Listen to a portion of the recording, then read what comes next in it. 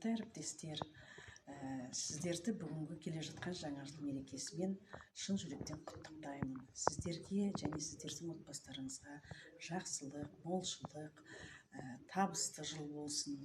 Бала-шағаларыңыздың жақсылығын көріп, сол бала-шағаларыңыздың рахатын көріңіздер. Баршамызға келе жатқан жаңа жыл тек жақсылық әкелсін, табыс әкелсін. Уважаемые коллеги, искренне поздравляю вас с Новым годом. Желаю вам счастья, здоровья крепкого, творческих планов на будущее, чтобы Новый год принес нам море позитива, счастья, улыбки, чтобы наш коллектив всегда был достойным в первом ряду.